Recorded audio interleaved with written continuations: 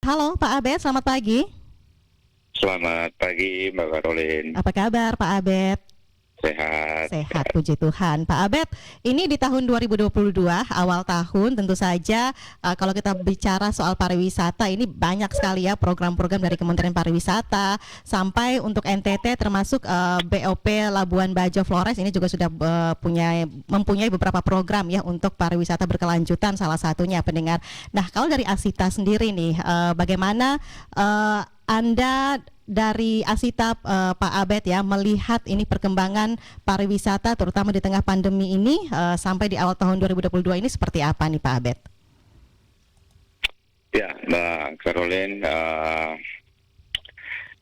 2022 ini pastinya kita semua stakeholder pariwisata sudah memiliki program masing-masing ya. Tapi apapun itu, khususnya Asita, tentunya kita harus menyesuaikan dengan program pemerintah, baik pemerintah provinsi maupun pemerintah kabupaten. Kalau mengenai program, kita harus hati-hati tentunya, khususnya di 2022 ini, program kita tentunya harus dengan melihat juga dengan wacana-wacana COVID khususnya yang beberapa waktu belakangan kita merasa sudah cukup mereda, tapi ternyata ada Omikron lagi yang lagi-lagi katanya lebih cepat penyebarannya. Jadi kita harus melihat itu juga. Tapi apapun itu, kita sudah memiliki beberapa program untuk 2022. Ada juga program outbound yang sementara ini sedang kita coba laksanakan. Bukan berarti gambling, tapi kita ingin mengetahui keadaan di luar.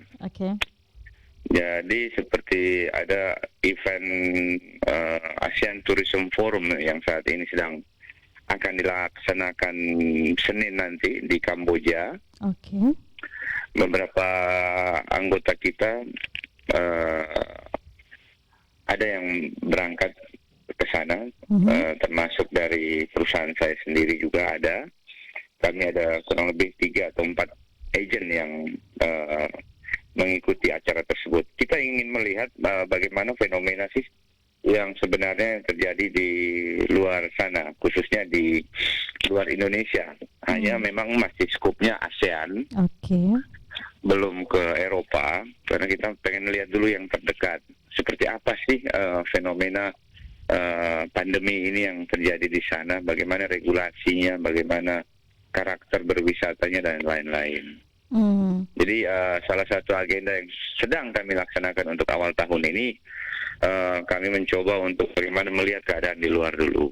Sedangkan agenda-agenda di dalam ada beberapa, khususnya agenda yang bersifat promosi, baik itu promosi konvensional maupun event. Kira-kira begitu Mbak Karolin. Jadi ini sudah dipersiapkan begitu ya oleh Asita begitu Pak Abed. Tadi ada promosi juga konvensional.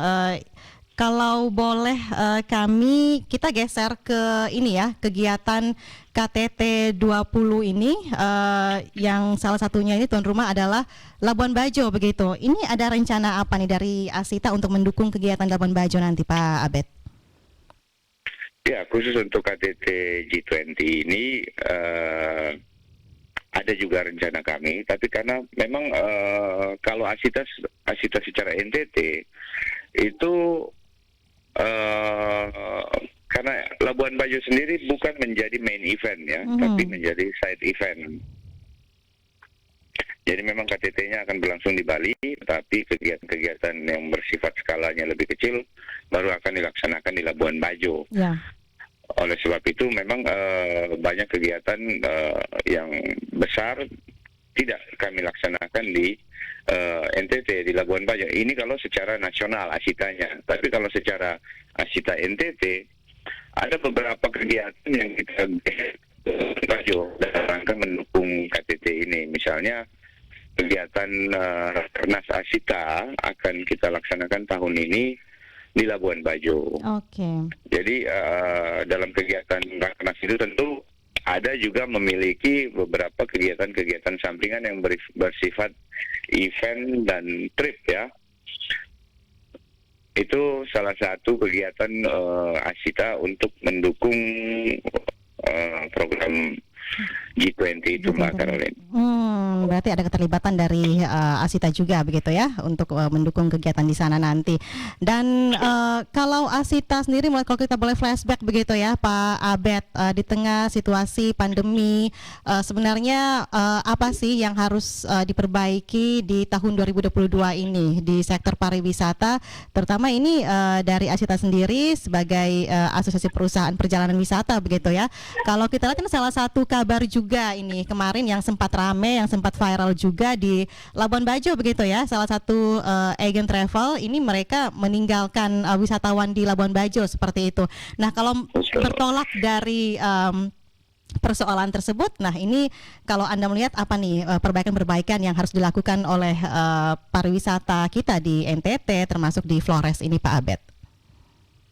Betul, jadi memang ada kegiatan-kegiatan yang kurang mengenakan kita ya, atau tidak mengenakan. Tapi kalau khusus mengenai kegiatan tersebut, menurut kami sih sebenarnya itu tanggung jawab bersama, bukan hanya kita di NTT, baik pemerintah maupun industri, tapi harus dilakukan edukasi menyeluruh seluruh Indonesia. Jadi ini adalah masalah digitalisasi. Yeah. Jadi bagaimana masyarakat itu tidak begitu begitu mudah termakan atau terbuai dengan iklan-iklan digital yang ada di begitu banyak media, platform promosi, sehingga akhirnya menyulitkan mereka sendiri, akhirnya merugikan mereka sendiri. Itu salah satu yang kita cukup concern di bidang di tahun ini, bagaimana pemerintah secara nasional itu menangani tatanan digitalisasi ini, karena digitalisasi memang memudahkan masyarakat, tetapi juga gampang sekali disalahgunakan oleh orang-orang yang tidak bertanggung jawab. Oke, jadi sebaiknya apa nih saran Anda nih Pak Abed? Harus ke agen yang betul-betul resmi seperti itu ya Pak Abed?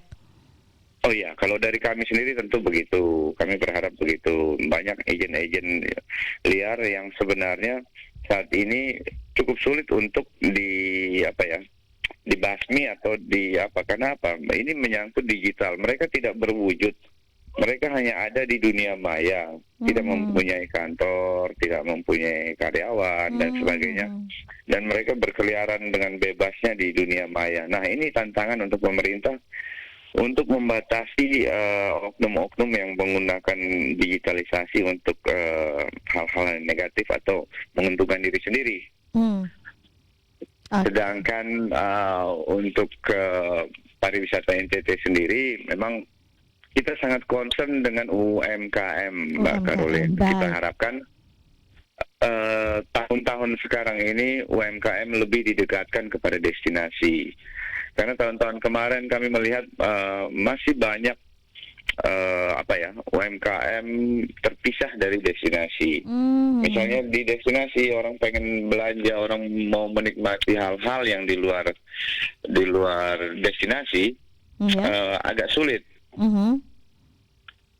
untuk belanja, untuk belanja kecil lah ya. Jadi ini yang kita harapkan UMKM saat tahun-tahun ini bisa lebih didorong lebih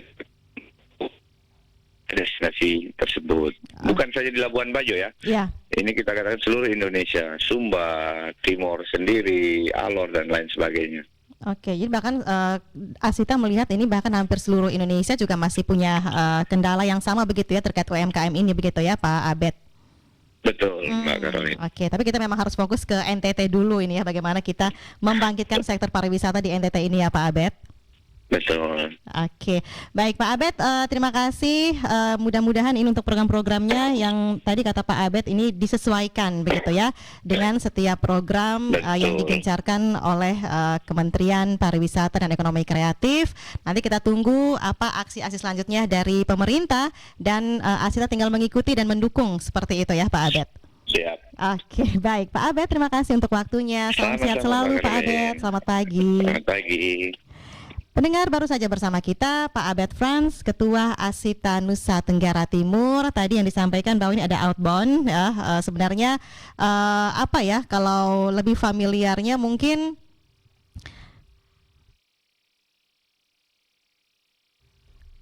ya, seperti yang disampaikan oleh Pak Abe tadi, ke Kamboja ya, melihat atau melakukan studi banding seperti itu ya, bagaimana situasi ataupun gambaran pariwisata di sana, pendengar di luar negeri seperti apa, dan ini mungkin gambaran-gambaran tadi bisa dijadikan contoh begitu ya untuk membangun sektor pariwisata di Indonesia, termasuk nanti di NTT, apalagi di tengah pandemi yang tadi katanya sebenarnya kita sudah mulai membaik begitu ya situasinya, tetapi dengan adanya varian Omikron ini situasinya ini kembali mengkhawatirkan, jadi perlu kehati-hatian seperti yang ditegaskan oleh Pak Abe tadi.